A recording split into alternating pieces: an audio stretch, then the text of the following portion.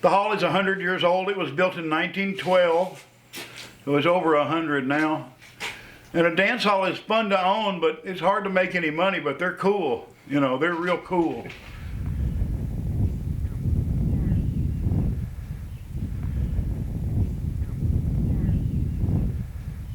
Yeah, I tell you what, it looks like it's about ready to fall down in places.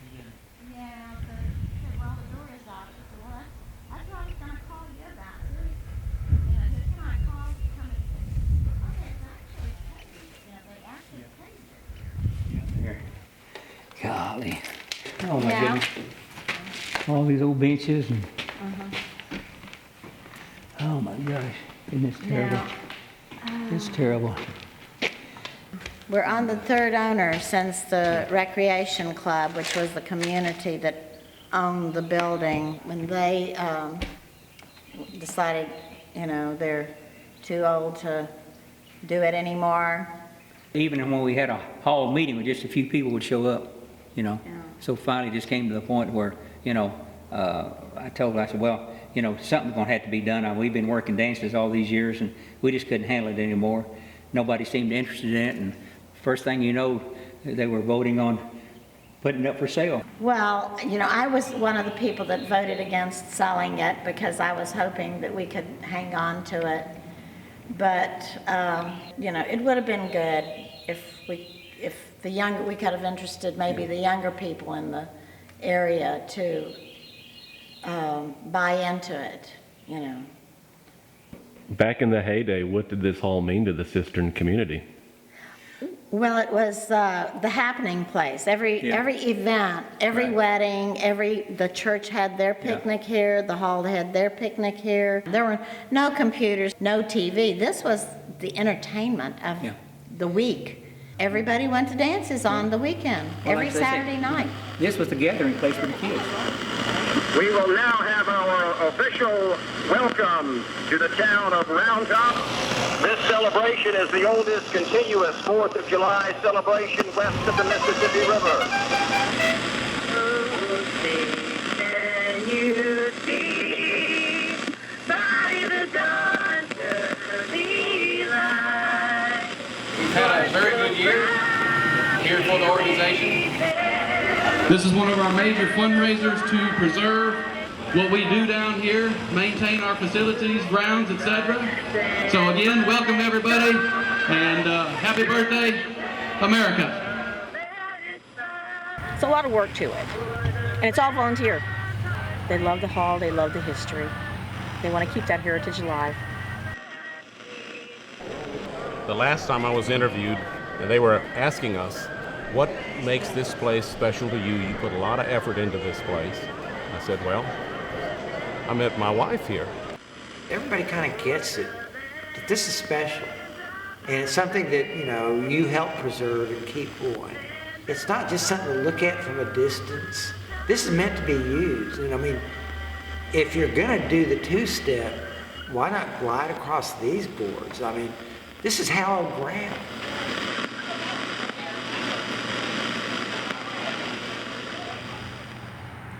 This president does a lot, and most presidents do, who are volunteers, and this is all volunteer. There is no paid position here at all. Members do everything around here. We keep it running, you know, like I come over, sweep the floors, and... It's trying to keep everybody together, see what we need to do, what direction we need to go, and so I really try really hard to talk to the people who've been involved with this forever and ever, and get feelings of what this hall is going to mean later on down the road, and try to keep it that way.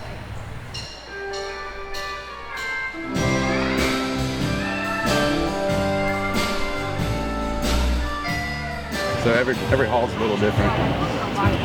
Each one's unique in their own way. It's our first time to play it. We've done a couple of these halls, but the more dancers there are, the better we're playing. It was originally set up in the German community that it was a group of men who started this, with Max Kruger building the hall and had the vision to do this. They would pass it down to their son for the next generation to do, and it would just pass down that way. That's how my husband got it, is his grandfather was involved, his dad was involved, and then he became the member. Just about 15 years ago is when women could finally be on the board or work as members. Before, they just did the work. And it was an all-men organization. The old timers would have been PO'd about that. Things get done now, so I'd say it was a good thing. Yeah. Those men who started it are probably rolling over in their grave right now.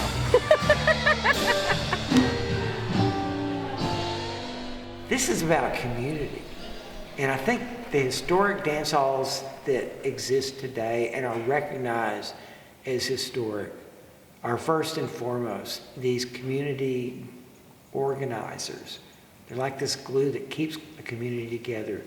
Even when that community is long ago scattered, even when the ethnic group that built it has gone their separate way and been diluted or gone off and to other places, other things.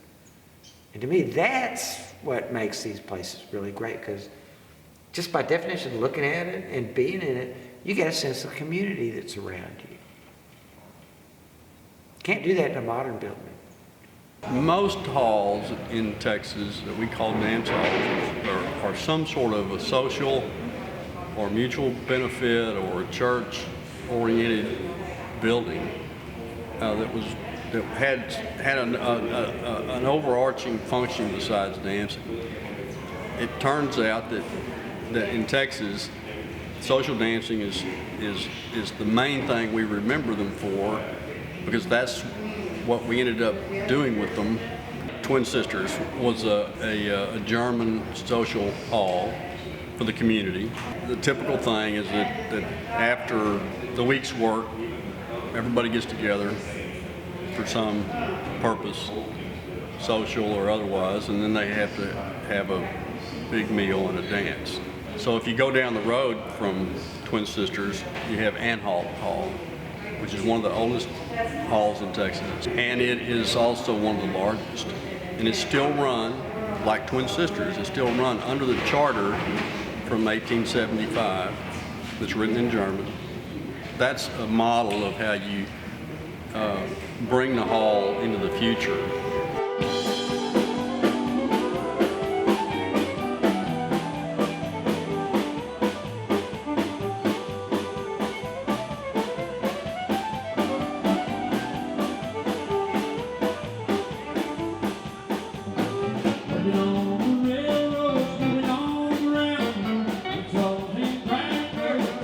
Well, we play here about once a year, and they book us in September every year and a half for the last 4 or 5, and we love coming down here playing at this great old hall. It's a beautiful place, great people, always a good crowd, and a lot of fun to play here.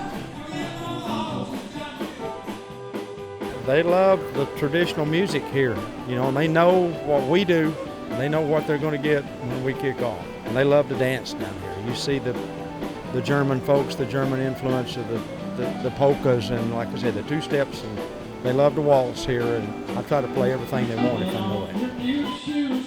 I think we have possibly the best dance floor in the state. People enjoy coming to something that's this historic, and it's a classic. Well, I love this place.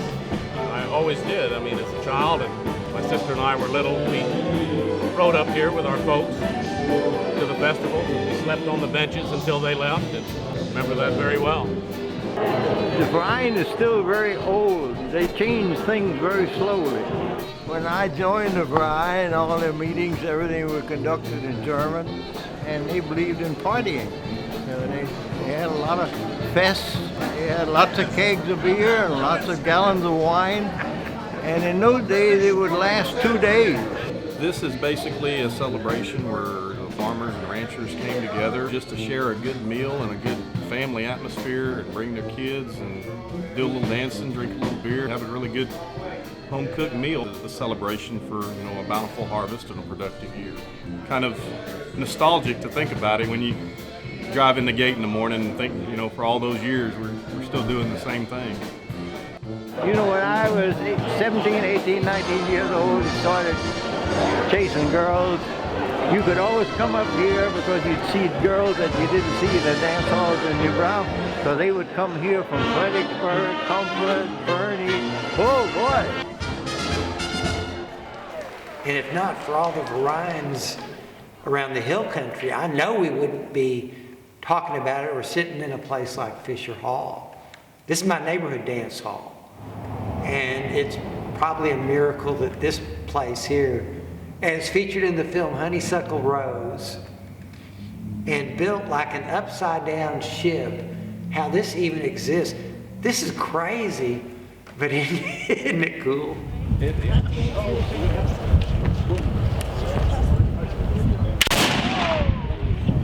I talked to a couple of people that wanted to know what this structure's meant to the city of Fayetteville since it's been here. They used it for high school graduations. FFA stock shows were held here, dances, senior plays. My mom's senior play was here. She graduated from Goldie Kovar's 90-some years old. She played baseball and softball over here when she went to high school. So this structure here with this land has been part of the community forever. 114 lodges across the state of Texas. They're only in the state of Texas. So people that don't know what the SBJC stands for, it's special people just from Texas. Pretty good. I've been a member of SBJST for about 60 years or more. So what is SBJST? Can you tell what that means in Czech? Slovenska popodna jednoty státy Texas. Supreme. Well, hello there, gal. How are you? So the dominant type of Texas dance hall is what we would just call the barn type. It just has a gable roof, big open space, and usually just has shutters or flaps for windows. In the urban areas in town, you have two-story or masonry buildings, and then something that's unique to Texas is the round hall, the 8-sided or 12-sided halls. It optimizes the cross flow. You open the windows up, it's complete cross flow. Now, construction-wise, when you look up at this roof of one of those, it's a little intimidating if you've ever thought of trying to build one. If you look at it, they're beautiful and complicated how they're built. I think we already mentioned one of my favorites is one of the first halls I ever saw was the Round Top Gun Club. And I was so taken with it, I thought, well, this is amazing.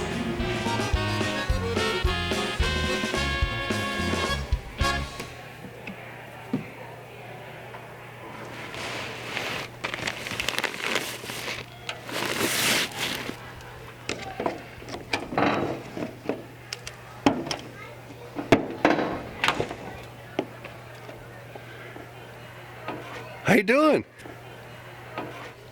All right. Well, welcome to Round Top again. Welcome to the Rifle Hall. What I love about these old halls and looking at them is the amount of finesse that was put in. These were hand cuts. This was not done with a skill saw. This was done by hand. That's where the real aesthete comes in. This is really cool. I like just this section right in here. I think this is just outstanding. Look at those joints. Those joints are intense. They're great. Really, really good stuff. When we were kids, we came to, if there was a dance here, I mean, you went along, you know, mom and dad would bring a blanket and you'd sleep under the table, on the table, whatever, you know, but you were part of it. And so, yeah, my memories here go way, way back, way back. Used to slide on the floor so much till you burn a hole in your pants, you know, things like that.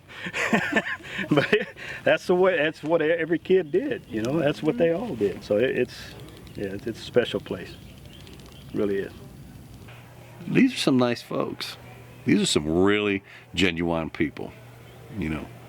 When you meet the old guard, you know, the older families that have been here for a long time, they're a little standoffish with you at first until they get to know you, you know, and then it's all good. Yeah. It's a pretty good place to hang out. Yeah. Yeah. Round Top's a pretty good place to be.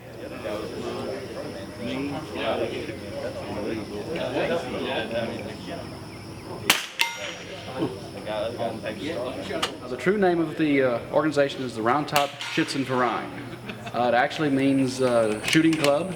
They do a lot of shooting clubs and Schützenvereins in Germany. And so there was a small group that decided to put together an organization here.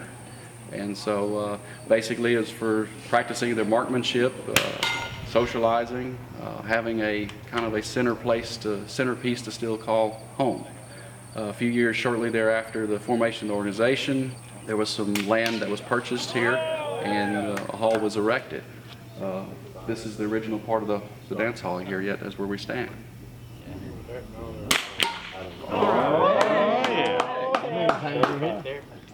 Membership is still very strong.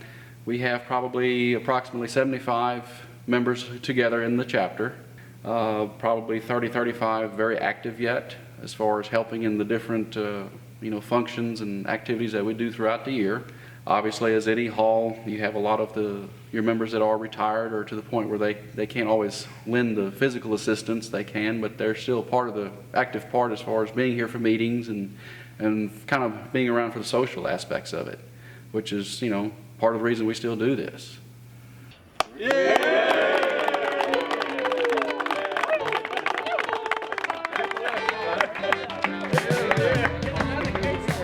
Bottom line is that there's a risk to these halls, and there's hundreds of them. And so it's too big of a problem for a few people to try to address. And I think our hope is that the trend is back toward these smaller communities, back toward the cultures that we came from, and an awareness that these things matter. So now's a chance to save them, because if we lose the buildings, we'll never get them back.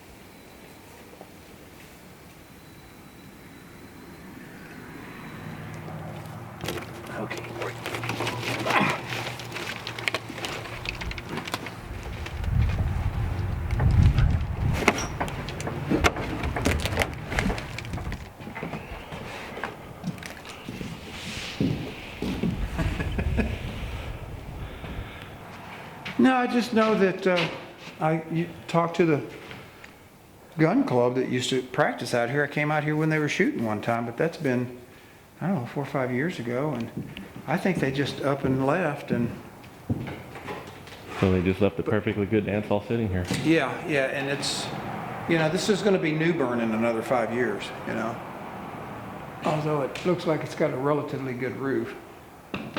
But look here, there's some sort of shit over here, see? Some sort of bird. Shit, probably.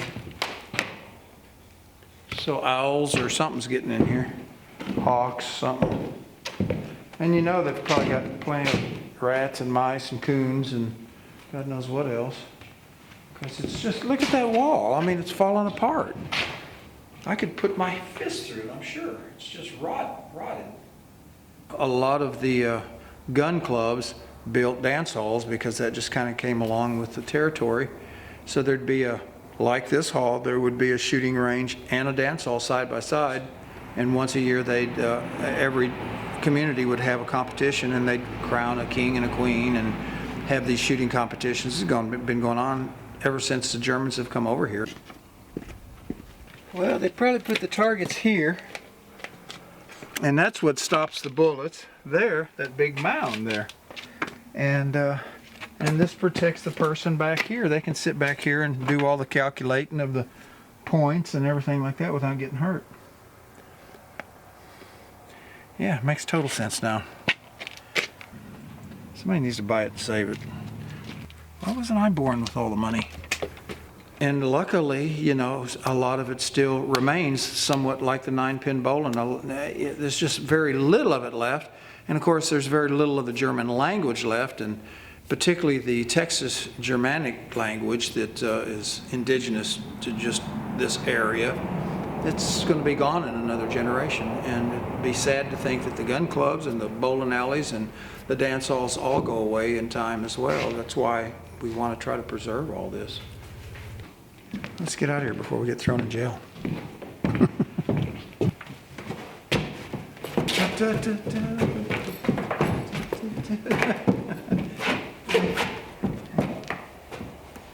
That's all, folks. I think I met Steve Dean in 1975. And he's always been in the thick of pretty cool scenes in Austin.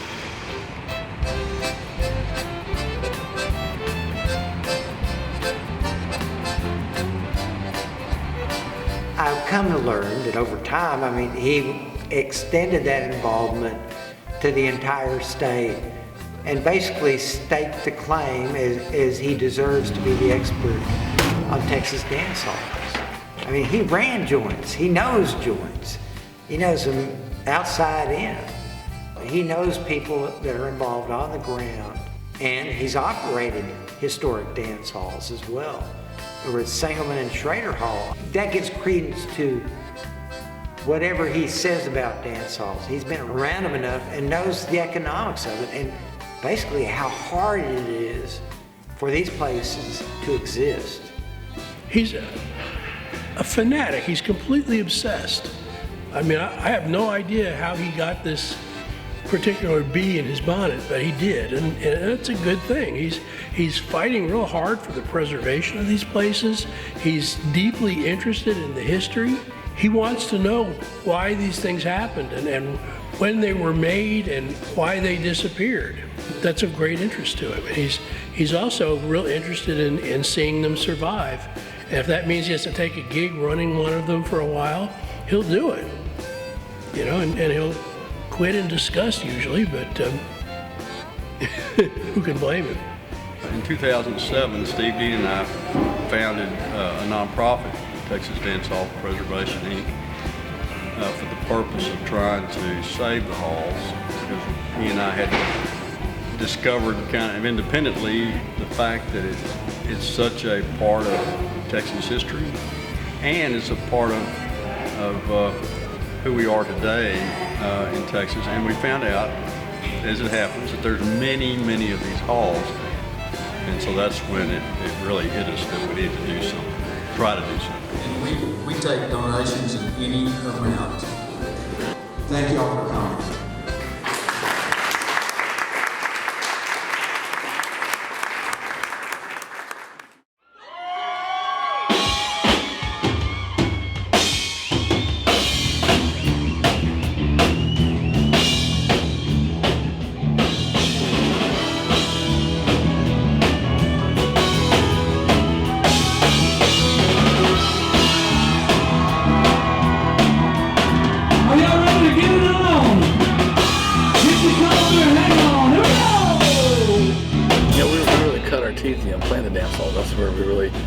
Built our following, got it started, you know, and I've always liked playing the dance halls, you know. It's just such a cool vibe, you know. It's everything from 8 to 80.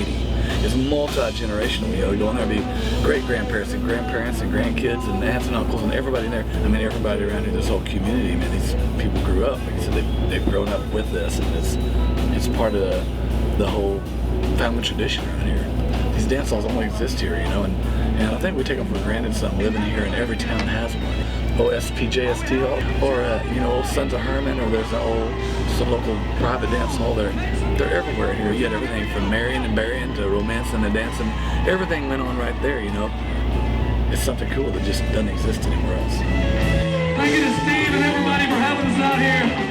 Love me some Schrader Hall, yes I do. Thank you guys. Thank you all for supporting Texas music. We appreciate the hell out of you.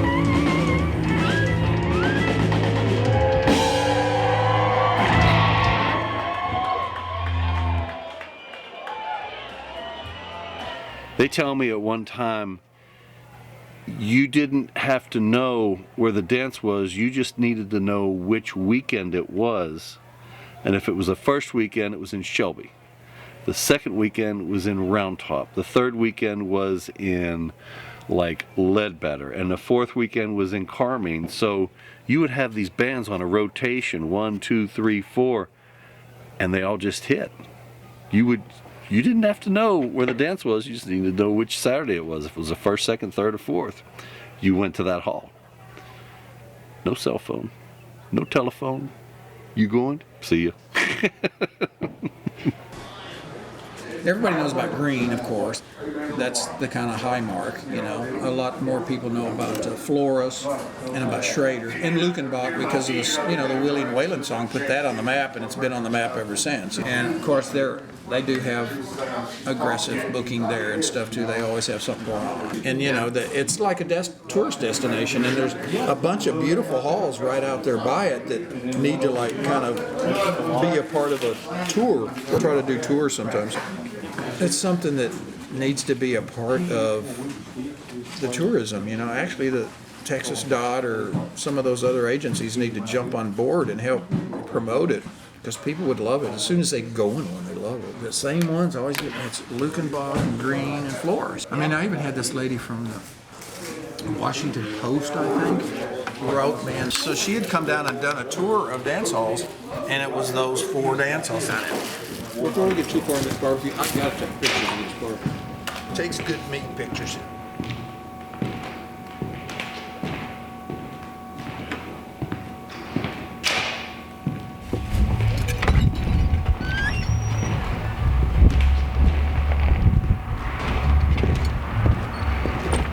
Welcome to the old stomping grounds, Weed Hall.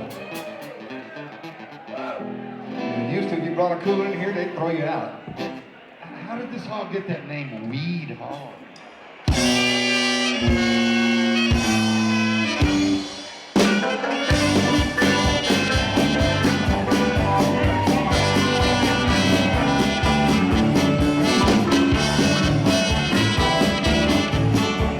This is more about camaraderie. This is a friendship that was developed over a 30-year period. In a time that we were young and we were having a lot of fun. Everyone had a dance every weekend, and we provided entertainment for that. And if you look at the people that are coming to these things, it's a lot of the people that used to show up when we were doing this 30 years ago, and coming back and just having a good old time and showing their kids, look, this is what we used to do for fun. We didn't play on the computer. We didn't watch TV. We went to a dance, met people, met girls. And you know, we played a lot. We played every weekend, 2-3 times a week. We made good money. It was worth it. It was good.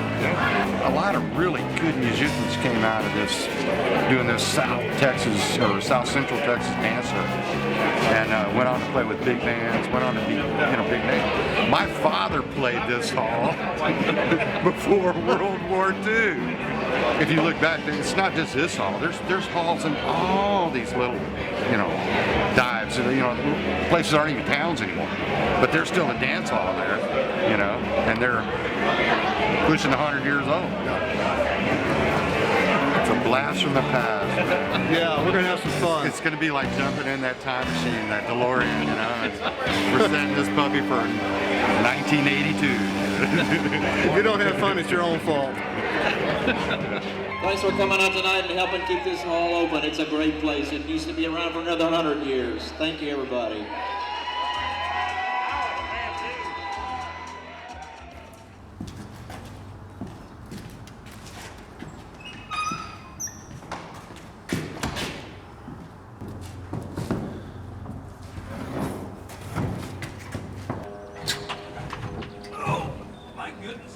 When I'm in a place, I always want to know where I am, what this place is, what it means. The mainstream of American popular music has always been fed and nourished by non-mainstream tributaries. And certainly the music played in Texas dance halls contributed to that a great deal. Not only the country and western music that was played there, but also the brass bands and polka bands, the use of horns. You wind up with people who can play horns, and maybe they're not going to want to play polka. That maybe they want to go to San Antonio and get in the rhythm and blues scene in San Antonio, or they want to be a rhythm and blues band based in rural Texas and tour all the local dance halls for the teenagers. There's all kinds of ways that things that seem, square or old-fashioned fit in. Wouldn't you rather go see a Dwight Yoakam in a dance hall where you can dance, drink, kiss your girl, instead of sitting in a damn chair somewhere 42 rows back. Hell yeah! Hell yeah! Amen! So, I mean, there's a way to save these halls, but it's more work than, you know, one or two people can do. It's just getting the publicity and the promotion and the branding and the getting people aware of what's going on. And I think it helps. It won't save them all, but it'll help with a lot of them. They expanded it. The original hall, you can see where it was at, and then they added the bathrooms, of course, stage, bar, and then in the 70s they added the 3 wings over there. Every year on Mother's Day, that's our fundraiser. We usually sell around 700-800 meal tickets, but a lot of it is just the meal tickets, and then people will stay for the auction. Auction usually does pretty good, and then used to have a big dance at night, but people don't stay for that anymore, you know. And you know, as you know, all of the older people got where they couldn't do it anymore, or weren't around anymore. Right. People don't have time to, they're not interested in doing things like this anymore. Right. It's a shame, but.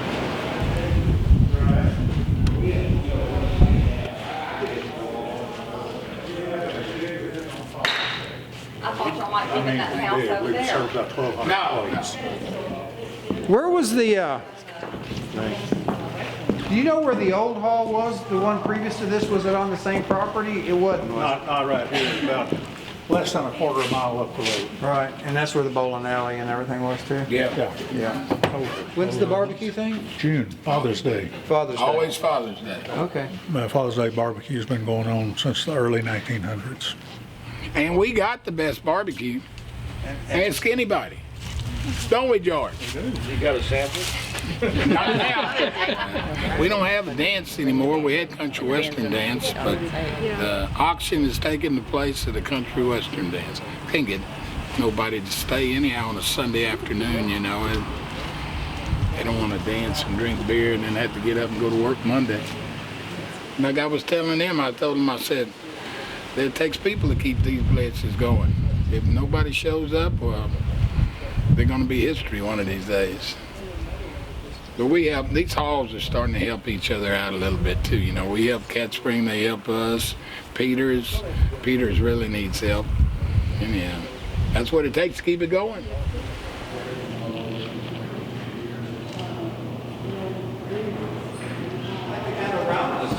Hi there, how are you? I'm Marilyn Nelson. It's nice Kyle to meet y'all. Johnson, Nice to meet you. thanks for meeting us. Glad to have y'all come today. Wow. Look at that, huh? How are you? Do you do dances? We don't. We do more rentals, more weddings and things now. A lot of people tend to come out of Houston. You know, they see it online or what, they see the structure and it's just word of mouth, you know. And so more of it is more rentals than anything now, which, you know, do have dances and stuff with that, but not so much like it used to be when I was young, you know. We came with our parents and slept on the bench, on the table, and under the bench. Right. And in the kitchen. Yeah. June Fest. It used to, for 157 years, it was on the first Sunday in June. And last year was the first year that we did it on the first Saturday in June. So that's kind of our big event of the year. And we'd love to have anybody come, of course. The more the merrier, right?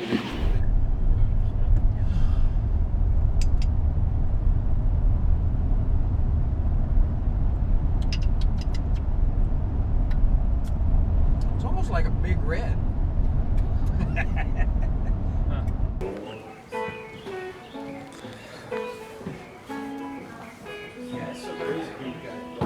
Hi, my name is Stephen Dean, and thank y'all for having me out here. This is a special occasion. I have been to literally about 1,500 dance halls in the state of Texas. Many dance halls are sitting vacant and unused and are at risk.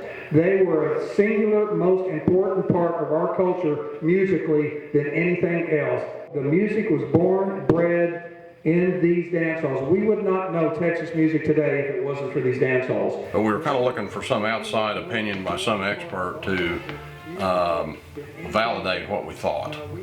When I called him, I was trying to figure out how significant this hall might be or not, because it was quite an undertaking for Pioneer Farms, which is all volunteers, to raise the money and move something up here. Back to Wessels Hall and have people coming in here and dancing and learning the history of these early dance halls. He helped spark the confirmation for Pioneer Farms that this would be something that we want to do, and there really would be value in bringing it to Austin, so that a lot more people could see it and they could learn about the history of dance halls by visiting this place. This is the way it ought to be. I really appreciate everything y'all are doing here, so thank y'all for letting me. And the thing that made this one special, and this was something that Steve pointed out, was this has a free span floor, which is kind of unusual, and the dance floor is in good shape. A lot of those halls had boards ripped up and the boards were rotted and big holes had been cut in the floor at one point or another. But this one's got up the original longleaf pine. If you come out here and dance on this hall, you'll be dancing on the same floor that people were dancing on 100 and some years ago. It's kind of cool. Were there any other halls that you were considering? Yeah, I walked through about 10 or 15 halls. We went and looked at a couple out in the hill country, and people wanted like, you know, 100 grand for the hall. You know, we can't afford that. Yeah. There was one up north, what was the name of that place? It's in really bad shape. It was a hall about this size, and there was a whole nest of rattlesnakes in one corner right there by the front door. And frankly, it was in too bad a shape to go move because the timber structure underneath it had all rotted. And that's an example of why these things need to be preserved, because a lot of them are just sitting there just deteriorating, and at some point here, some of them fairly soon, some of them in a few years, they're going to be gone. And that every dance hall that's lost, that's Texas history that's lost.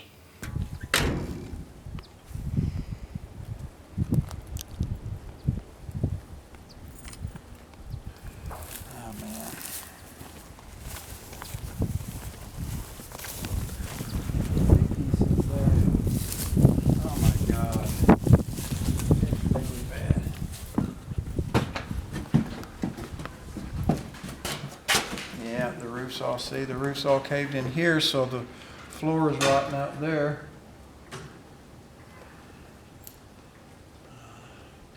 This is what happens with neglect, and nobody gives a shit. Look at there, goes a hawk. Oh. It's an owl. Yeah. See, this is the original here. See how wide plank the walls are? So that's the front, and then this would be where it ended here, and then they added this on. That's why this is all falling down, because it's added on. It's not as nicely built.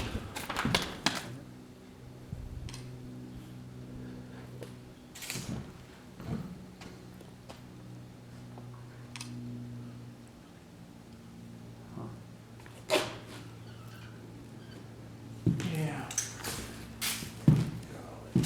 But as long as I found it 20 years ago, it's been empty. So they probably haven't had anything in here since the 70s or something. You can see they've upgraded things, you know, like that electric box over there, that's relatively new. Some of this stuff, like these boxes on top, they're probably 80s or something. The problem is, this is what happens when people just don't give a shit. It just goes to hell. And as soon as it gets water inside, then the whole thing starts rotting, and then the doors, kids break in and people break in, and they start doing things, taking stuff off, and the cows and the animals and elements and everything gets in, and at that point it starts deteriorating 2, 3, 4 times as fast. But it's just been sitting much too long. Somebody should have fixed it up 20, 30 years ago and saved it. It could be a blessing to the community. They could have weddings here and quinceaneras and dances and all sorts of community affairs, but because where do they go? They have to probably go all the way to Taylor or something to do something like that, and they pay 10 times as much, and this is their own community, but they've forgotten their history. They've moved off. It's nobody that was here. None of the families are around anymore, and if they are, they're old and They don't care about it anymore. And so that's what happens. You just get a 100-year-old structure of where people met their wives and raised their families, and kids dancing, and grandpas, 3 generations in the same room dancing and enjoying themselves. It's forgotten history. It's like it didn't exist.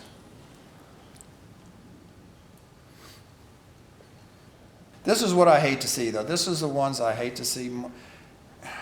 I mean, there's fires. I hate to see that, too. That's really heartbreaking. But this is just like a community just gave up and moved off. Just, I can't believe people don't care about their history and their grandmas and grandpas want to know about where they came from, what they did, all that. They just don't care.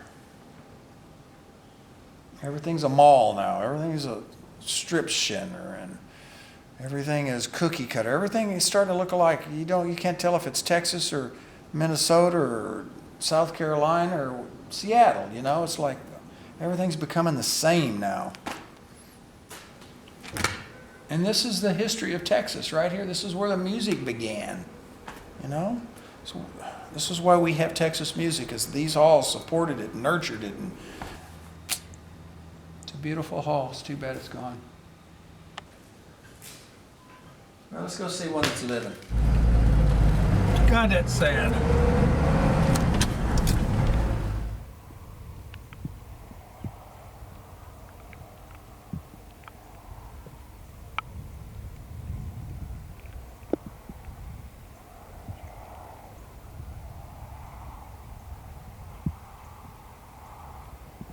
One of the things that motivated us was the loss of certain important halls. The loss of Grinnell Hall, Round Hall, beautiful Round Hall, and then the hall at Euland, which they called Club 21, which was the Euland Turner Hall.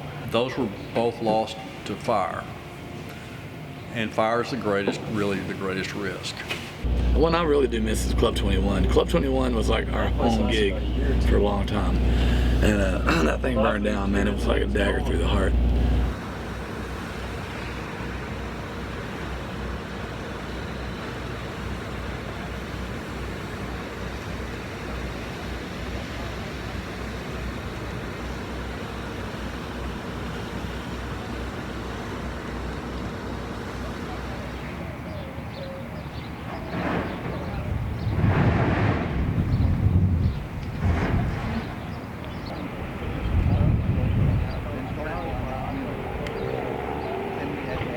We had a tremendous amount of fire here. The rest of the structures just destroyed. It's a sad day in Fredericksburg. A landmark, historical value that no one can replace, and it's really unfortunate for those who have been here, raised their kids here, brought their kids here. Hopefully they will rebuild it, and life goes on. But it was a challenge for us as a fire department, and it's a challenge for the community to rebuild it. Basically, I guess something, I'm going to throw it out now, we can discuss it and everything else, because this is kind of one of the big reasons why I called the meeting. We have to make the decision. We have to discuss it now as directors, and we have to make the decision before I go in front of the members with this. Do we rebuild or don't we rebuild? The thing of it is, this is a club made up of members. Yes, I would love to see the hall rebuilt, don't get me wrong.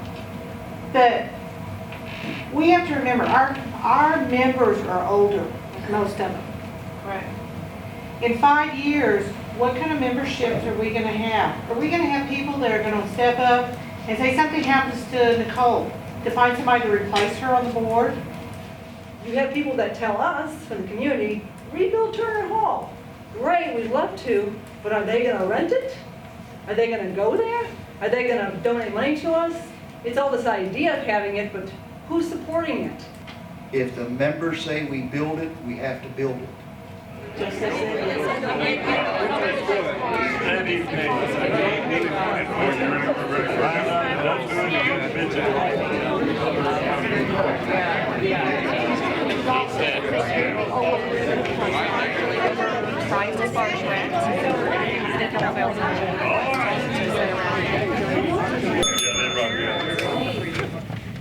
As each one of y'all do understand, last week, Sunday evening, approximately at 10:38, 10:40, the fire department got toned out to the Turner Hall. It was fully involved. For those of us that really have it in memories there, this was just almost worse than losing a loved one. Because I did lose a loved one. And every one of y'all probably have. It hurts that bad. I guess I've had a dozen or more people that are not members of the Turner Hall replied and said that I surely hope that you all plan on rebuilding. I think that you've got a large group of citizens in Fredericksburg that are behind us. Just to let everybody know, is it going to be the original Turner Hall? No, we'll never get that building back. The history is gone. But when we rebuild, if we rebuild, it will still be called the Social Turn Brine Club, Turner Hall. What we actually want to find out and know is from you all as our members, because y'all are in this as well as I am, what your all's feelings are about the Turner Hall. Do we rebuild, or do we just go ahead and go the other route and see what happens? Rebuild. I make a motion that we give the board the authority to gather information regarding the cost of rebuilding and bringing it to the membership at a later date for us to make an informed decision then. Okay, we have a motion and a second. All in favor say aye. Aye. All opposed, same sign.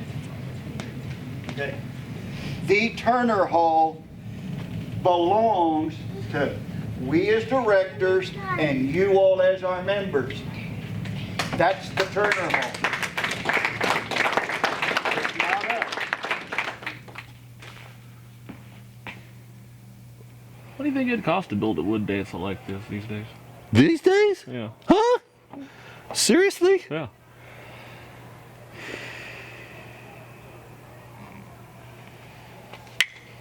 I don't know, if you could find somebody that had a whole bunch of longleaf pine that was of that length, you know, look at it. Those kickers go on forever. That's a long way. That's a tall tree. Exactly. You're looking at $500,000. Quite easily. Quite easily, $500,000.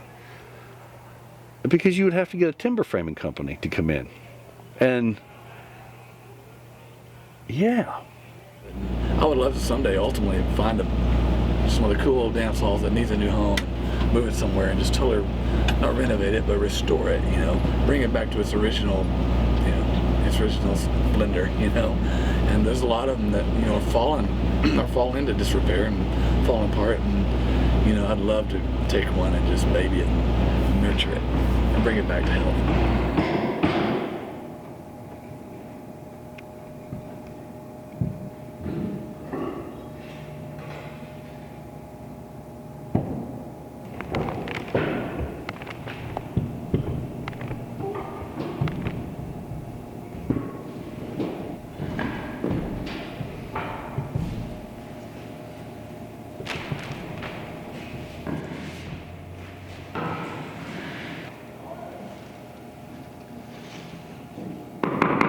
Yes, sir, right there.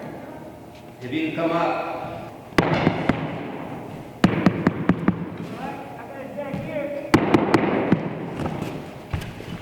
That needs to come up. We do house moving and leveling. What we're here to do is straighten it out so I don't have the ups or the waves in it. And then what we're doing, we're putting much more support under it so that it doesn't shake, doesn't give, should be quite solid. We did the Emmonsville Hall, we did the Dabina Hall, we've been at the Round Top Rifle Association, we did some work at the Carmine Hall, the one at Moravia. Yeah, that's about it that I can think of.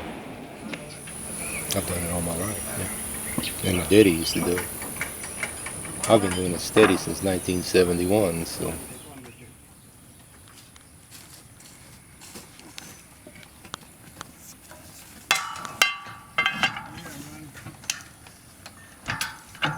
You know, it's interesting, nobody is really quite certain of the date of construction. There's some vague references that we run across from time to time. We do have documentation that dates back to 1901, a receipt for a malt liquor license. So it's been in the family for 50, 60 years apparently, somewhere in there. We're excited.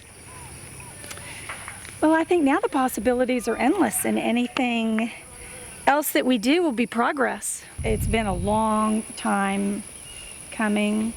Everybody's had their own ideas about what should happen here, when it should happen, how it should happen. I think my father and my grandpa are saying thank you, thank you. I hope so.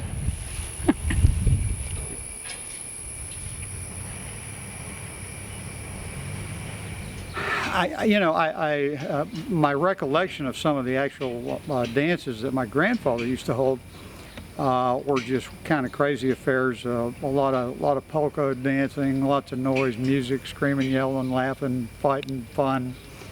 All very good-natured, very neat place where you could bring your kids. And my understanding is a bunch of folks were conceived back here behind some of these oak trees. There will be music in here. It will be available for weddings, special events, and we'll use it too for a lot of private events for our family and friends. Maybe around 2 o'clock we may be moving it that way. You're fixing to meet the lady. She plays saxophone in the first band that's playing, and her father built this hall, and she was raised on the house next door, and now she owns the place herself. Her father's long gone. She's like in probably 80 something, and she opens this like every Thursday, Friday, Saturday, Sunday, and they have a band every Sunday. Upstairs is the dance hall, downstairs is the beer joint, and that's her house over there. See, the thing about Texas that I think this whole dance hall thing is a symptom of is that it is culturally conservative, which is not to be confused with politically conservative. It means that trends don't tend to happen here because when a culture is confronted with the possibility of change, it resists and evaluates. It says, do we really need to do this? Or is there a gentler way to do it? And this means that when something is established, like the music, the polka in the German part of Texas, that they last a lot longer than they would if they'd sprung up in New York. Here, the people who settled the place are still perpetuating these old cultural mores and cultural artifacts. Everybody says there's just not no place like this nowheres around. And I guess a lot of people see it on the internet. And I think that's how they find the place. And then at the dances, every Sunday we have new people coming up there. Because they do these two ladies, they do the tickets. If one came, the other one will. And they know when it's a lot of, new people coming in. And then both of you said you've known Alice for how long now? Long, since I don't think I was even in school yet. I went to school with her. And my mom and dad used to work over here, her mom and dad. It's a little community in itself.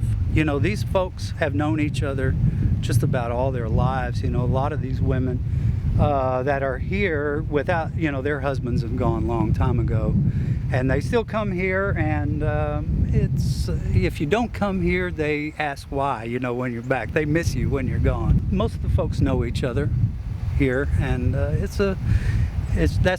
what it's all about. And I grew up coming to this dance hall, so it's just a family tradition.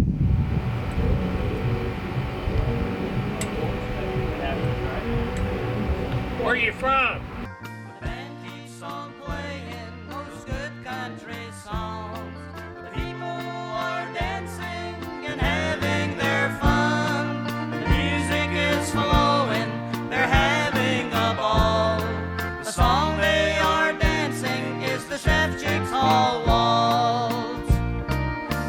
in a band for 45 years. Played the tenor saxophone. It's a long time me blowing that horn, and I tell you, I enjoy every bit of it. I enjoy playing that music. That was the love of my life. When I played music, I was like on cloud 9. I didn't have no problems, no worry, nothing. Now I can't really even blow my horn because I don't have all my teeth. Ah, dang. Oh God, it's tales to be told out here. And Alice used to have, she'd have trouble up here fights or anything. She had a broom. They knew better the story and say she'd beat the living heck out of them with that broom, man. She used to tickle the heck out of me. I had that bat in my hand and I was gonna hit that guy, but then I thought, you better not, you could kill him. And so I didn't. They're not gonna run over me, no way. I just make it my business to go and dance with a lot of the ladies that aren't getting asked to dance all that much.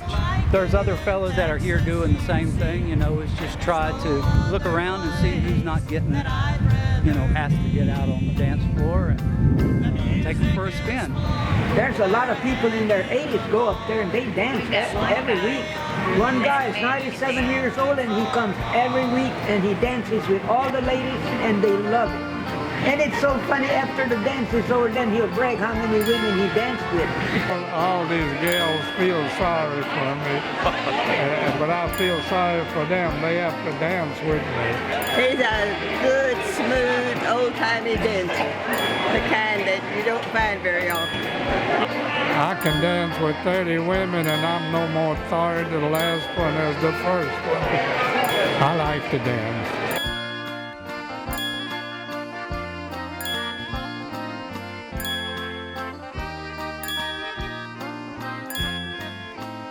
How many dancers so far? 26 so far. It's the Chef Chick Hall Waltz.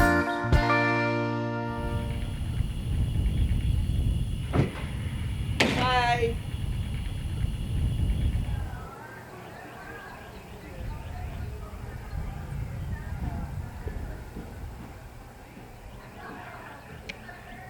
Well, I think here again, you know, those who have been innovative or creative enough to come up with some kind of their own activity.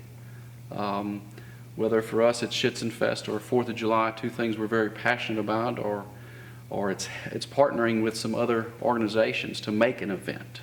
Roundtop Antiques Fair, going on its 50th year of the original Antiques Fair, was started right here in this hall. You go where the money is. You go where the market is. I mean, Zapp Hall, look, classic example. That's all it's doing right now. We may do a gig down there, you know, for Christmas or New Year's, but other than that, Zapp Hall is just closed. It's an antique venue. It's the new moneymaker. The Antique Weekend, yeah. Well, this dance hall was the old polka hall in Fayetteville. They had a lot of fun dances in here too before we moved the hall. So we moved it in the third week of June of '92. The day they moved this in, nobody knew we were buying this. And I didn't see the dance hall until they came around the corner. And I was absolutely a nervous wreck. I'm gonna tell you, I was about fit to be tied. And I was so happy when this got in here, you know. We love it, we enjoy it. We do the antique show twice a year in April and October.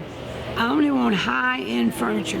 No reproductions, absolutely no reproductions. But I want the best possible antiques and collectibles. I want to keep it really nice. And I have a really good bunch of dealers. And then Zapp Hall was owned by my husband's aunt, Mrs. Lenore Zapp. And that's how we bought this property, was from her. The best part you can say about that is that it does keep it alive, it does keep it well maintained, but it does lose the character of the original purpose.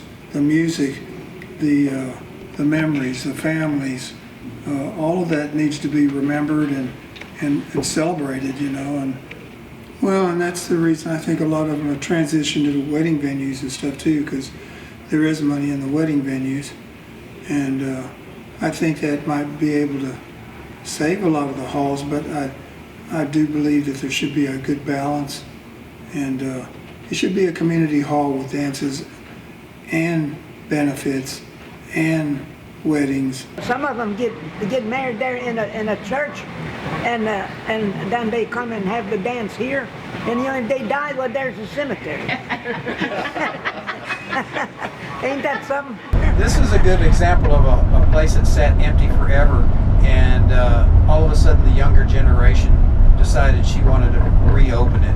Her mother and father lived on the land. She grew up here, and it turned into a hay barn, and she was the one that wanted to have a party in there for her wedding. They did. It was real successful. Now they rent it out for a lot of functions and actually have some music concerts on occasion out here as well. So y'all come on in. My name is Amber. My dad actually officially owns the hall, but I run it. So, and it has been in our family since we owned the property in 1925. So in 2010, we actually renovated it. We kept everything absolutely original to the place, which is why it still doesn't have air conditioner or heat. And so I quit my job, moved back, and now I run a dance hall and make no money. Weddings and parties, a lot of weddings. A lot of weddings. It is the bottom line when it comes to, because you don't make much at the doors. You really don't. Time you pay the band, and you pay our fees that we have to pay, our music fees through the year, and just our overhead expense. We don't make much. I mean, we just don't make that much money. Our liability insurances and everything else, it's a big cost. So the weddings help save us. I'd like to see the dance halls get saved. It's pretty important. A lot of important stuff happens here. It's where a lot of good memories are made. You gotta stick around. Lots of good memories. People have been dancing on that dance floor for like 100 years. My mom used to come dancing here on the 4th of July before she met my dad. And a new house never feels quite as nice as an older house that's been lived in for a while. It doesn't feel like a home. Same with the dance hall. This is where my graduation party was. This is where my little brother's graduation party was. This is where my little sister's graduation party will be. It kind of holds a lot of memories for the whole clan. Yeah. So it was only fitting that we got married here.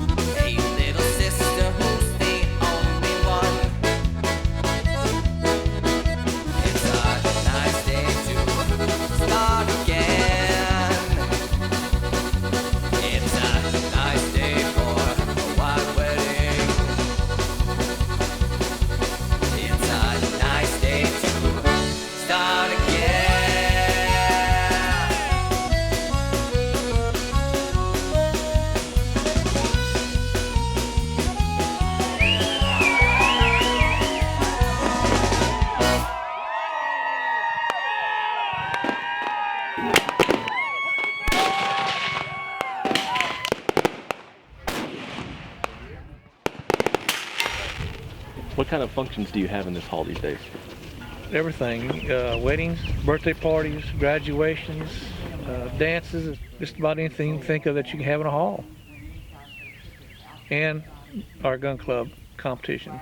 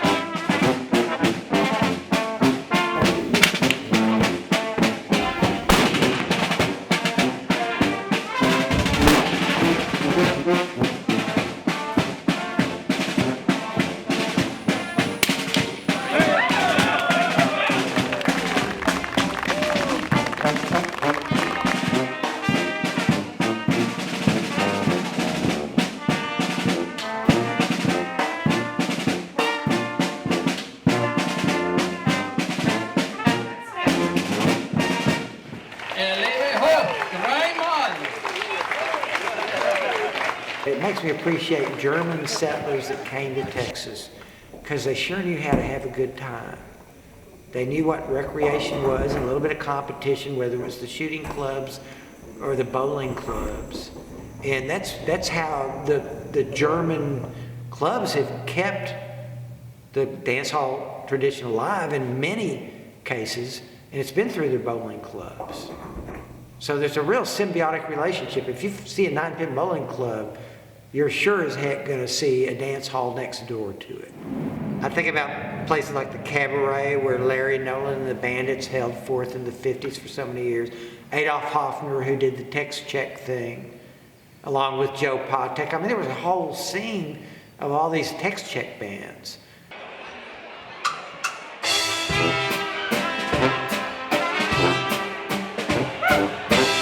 Used to hire a lot of these polka bands from down south. Joe Patek, that was the band. I mean, everybody was crazy about them. These picnics, you know, around here, they played at all of them. Joe Patek played at all those picnics. Nobody took popular music serious in Texas, you know, German music certainly. You still don't even hear about, you know, the famous polka bands, you know, that there was more famous polka bands in Texas than anywhere. At least some of urban Texas still responds to that kind of music because of the cultural conservatism. And as I say, the things like language and religion that bound these communities together are very much disappearing. If like in Louisiana, if you can keep the young people interested, well, the young people grow up. And then they have young people of their own. And that way you keep a tradition going. So Joe Sr. was my great-grandpa, you know, lead singer of the band, obviously, Joe Patek. And when his sons grew up, one of them happened to, you know, follow his ways, and he joined the band with him, which was my grandpa. And they both played saxophone, and they both were singers. And so I just grew up with that my whole life, listening to their music.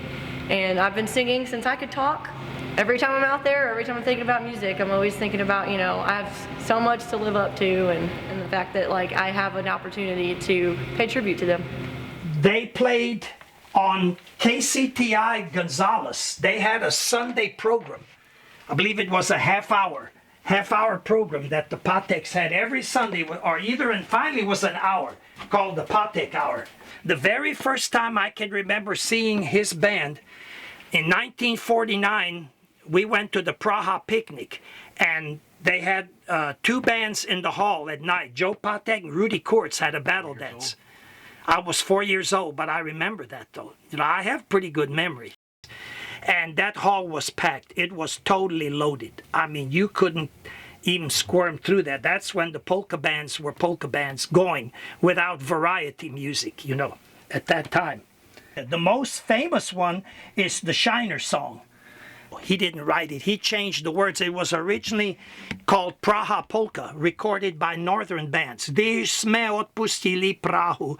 Patek changed the words to Shiner, and it became real popular. It became what we call his signature song. They developed their own style and didn't copy anyone, for one thing.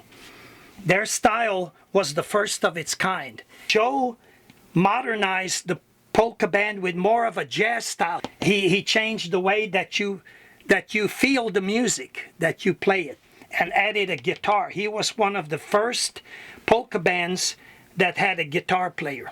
Yeah, this one, let's go listen to it. You're gonna hear this one almost like you would at a dance hall. It's that good a quality. Okay. You will hear this, I'll guarantee you. You had to play that Shiner song.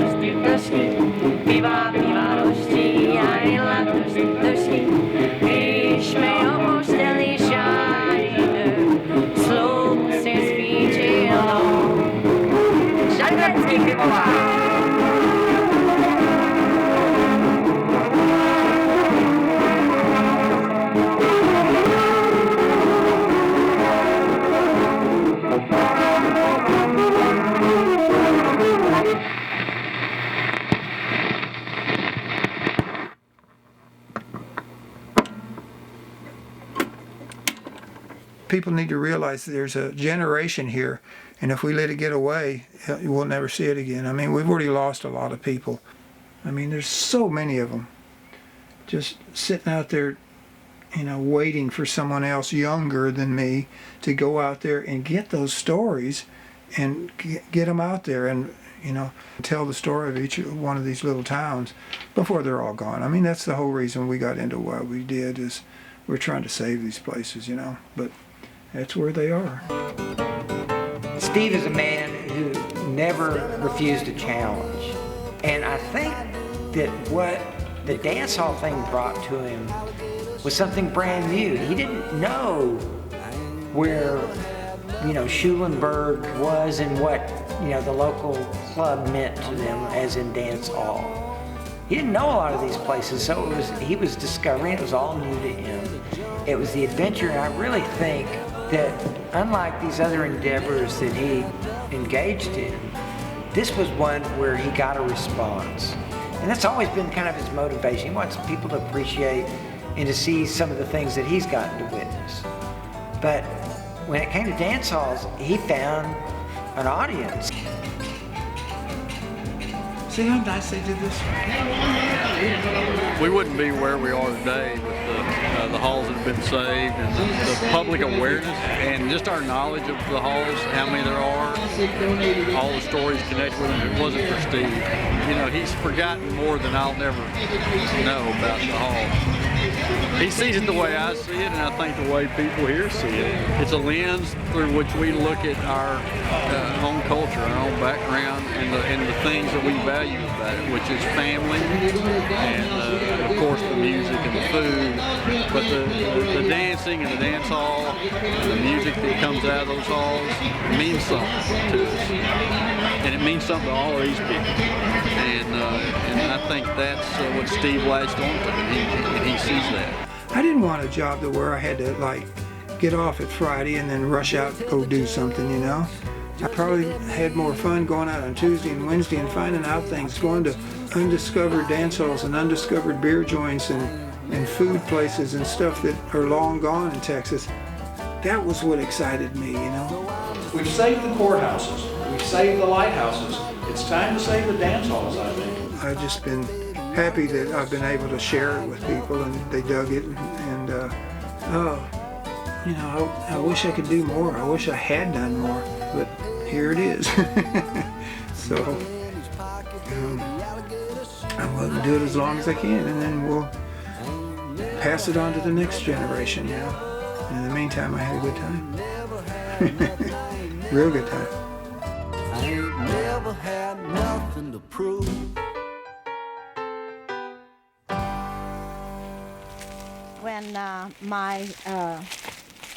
When we didn't have a band or somebody playing in the daytime at weddings and at the picnics, my grandfather it was a circle of men would always stand right about here. He would lead the group in singing Czech songs.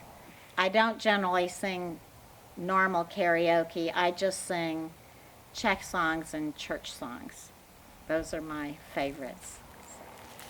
Stavej má milá, už jeden byli, půjdeme do háje, trhat květiny. Půjdeme do háje, trhat květiny.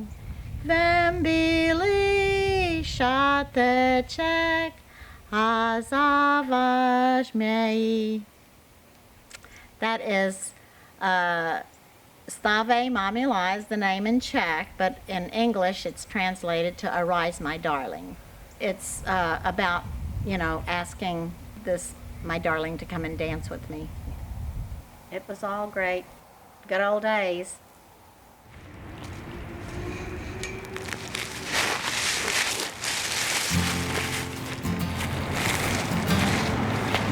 So basically here we've been going in the front door.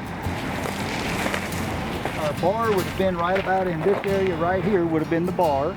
At this point here is where we would have entered our bowling alley, a 4-lane bowling alley. Here now is where our stage was, where the bands and everybody played and everything. Then our dance floor was straight out towards the bar.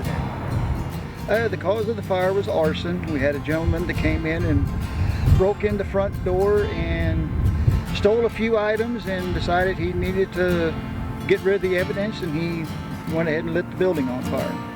Our organization has the utmost plans to rebuild bigger, better. As soon as we get the blueprints drawn and get our final okay by the city of Fredericksburg, then we're going to go ahead and put it out for bids, and we're going to start building. We want to do groundbreaking as soon as possible. Well, hopefully the hall continues to do what it does today, be an active part of our community. It is kind of the nuts and bolts of our German heritage yet here in the Round Top area. There are a lot of challenges ahead, financial being always the main one. How do you keep your doors open? Also, how do you keep something that's been going so long to keep it going? Hopefully that, as long as I'm around, the hall is still here and thriving and able to do what it does today. The future of Twin Sisters is unknown, but we want everybody to come forward and be a part of it and help guide us through that, because it's a big job. I mean, it's a big job to keep this thing going, and we want to keep it going for generations. That's the whole goal. Just keep this thing up and running for future generations to enjoy, to have their family reunions, to come back and celebrate life or whatever it may be. And we want this hall to be there for those generations to come back to and find their roots and find their heritage. How'd y'all do today? We did good. 1,420 tickets. That's a record. The people that are running these things are saints. They're out there doing this, and a lot of them, there's not a big value on them, but the value is in the historic value, preserving that for future generations. The good old ones that lasted get to stay. They're not going to go away. They've lasted long enough now where there's enough people that won't let it get knocked down.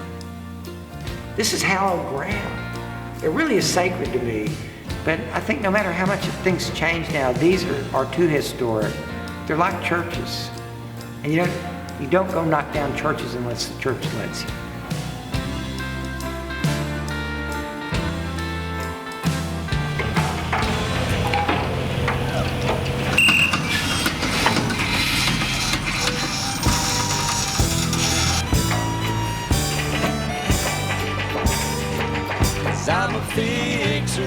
My sister is just getting very, very fired up about this whole thing. She's kind of seeing the magic all of a sudden. Overwhelming. Completely overwhelming. Looks like a different dance hall. It's getting some love. The point is we needed to save it, and this is the beginning. Hopefully it won't have to be done again for another 100 years. Fix her up, you can fix me up anytime. Fix her up, or you can fix me up anytime. Fix her up, or you can fix me up anytime.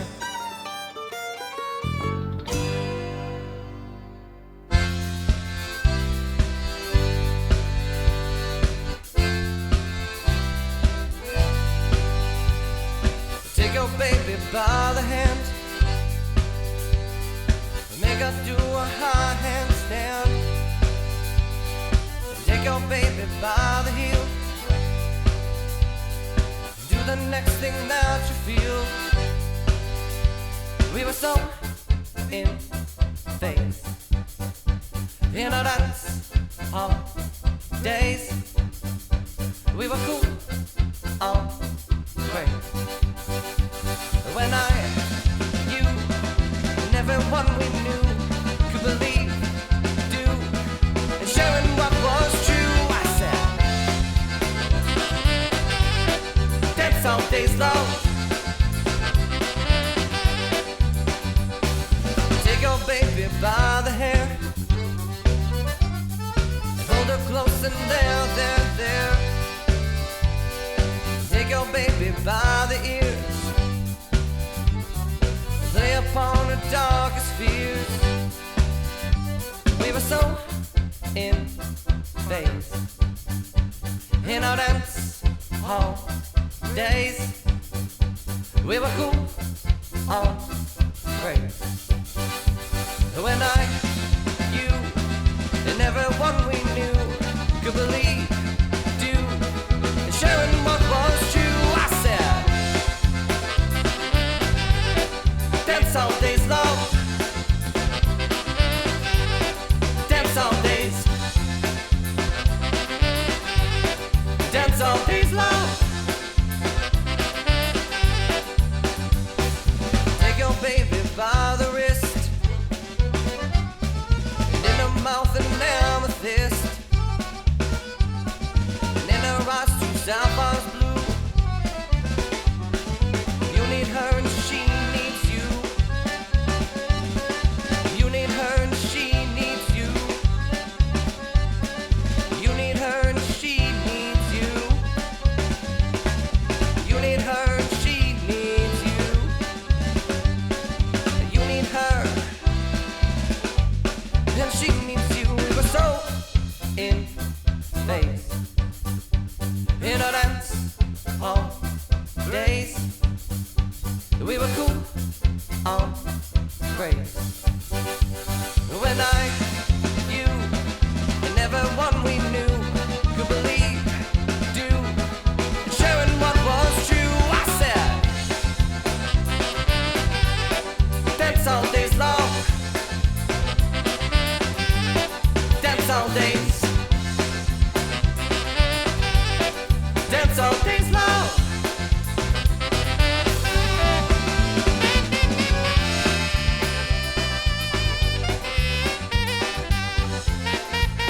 Out here, every little town had a dance hall, and as I found out, is most little towns were about 25 miles apart from each other because that was a day's ride on a horse.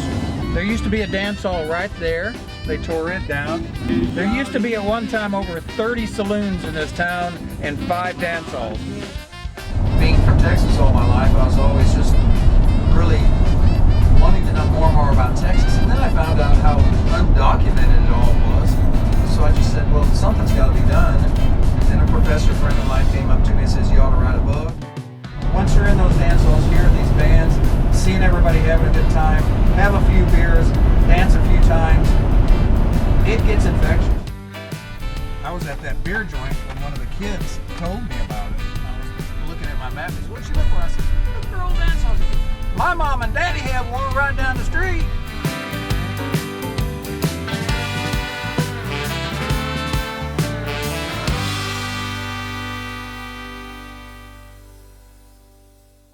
It's not enough time.